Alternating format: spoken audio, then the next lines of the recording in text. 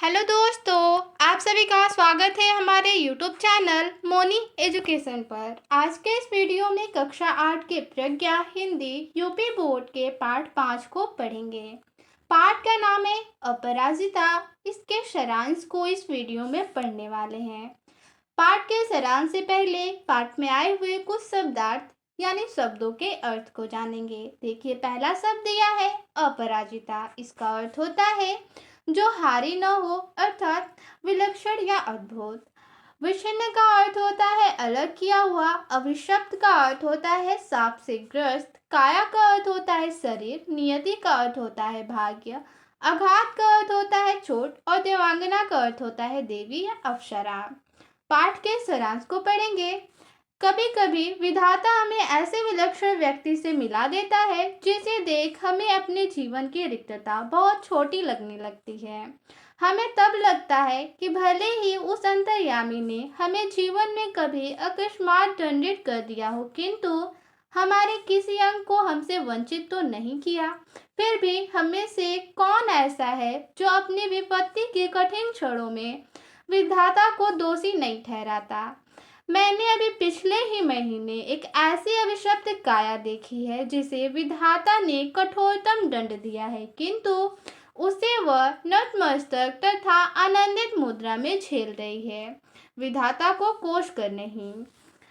कठिनतम स्थिति में भी मनुष्य अपने साहस, धैर्य और निरंतर कोशिश से प्रगति कर सकता है। चंद्रा एक विकलांग लड़की थी। उसे बचपन में पोलिया हो गया था। इससे उसका गले से निचला भाग बेजान हो गया था। चंद्रा की माता श्रीमती टी सुब्रमण्यम ने हिम्मत नहीं हारी। उसने एक सर्जन से 1 वर्ष तक चंद्रा का इलाज करवाया, जिससे उसके ऊपरी धड़ में हरकत आ गई।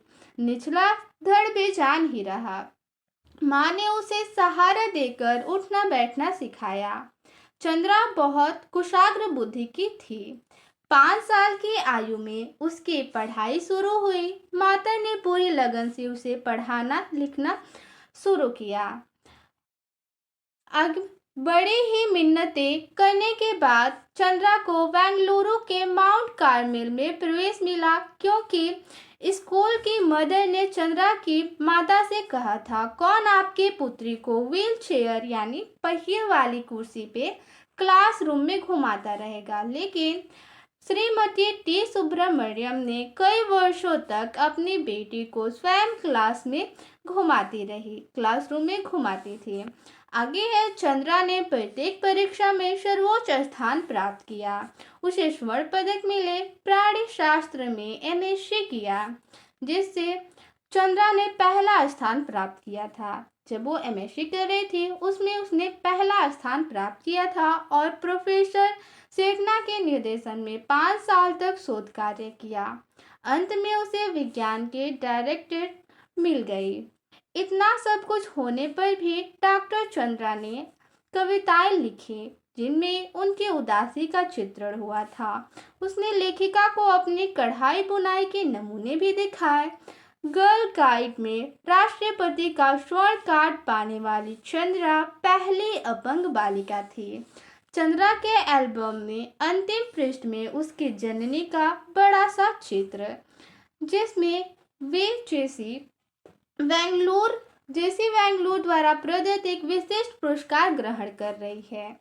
यानी चंद्रा के एल्बम में जो अंतिम पृष्ठ में है, वहाँ पे उसकी माता का बड़ा सा चित्र है, जिसमें जेसी वेंगलूर द्वारा उन्हें एक पुरस्कार ग्रहण कर रही है और उन्हें पुरस्कार दिया जा रहा है। कौन सा पुरस्कार? वीर चन्नी का पुरस्कार। बहुत बड़ी बड़ी उदास आंखें, जिनमें स्वयं माँ की व्यथा भी और पुत्री की भी थी। अपने सारे सुख त्याग कर नित्य छाया बनी पुत्री की पहिया लगी कुर्सी के पीछे चक्र सी घूमती जननी की व्यथा। नाक के दोनों ओर हीरे को 2 जगमगाती लौंगे, होठों पर विजय का उल्लास, जोड़े में पुष्पवेणी। मेरे कानों में उस अद्भुत साहसी जननी शारदा सुब्रमण्यम के शब्द अभी भी जैसे गूंज रहे हैं। ईश्वर सब द्वार एक साथ बंद नहीं करता। यदि एक द्वार बंद करता भी है तो दूसरा द्वार खोल भी देता है। ठीक है, तो इसमें इतना ही सारांश था। मिलते हैं अगले वीडियो में। धन्यवाद।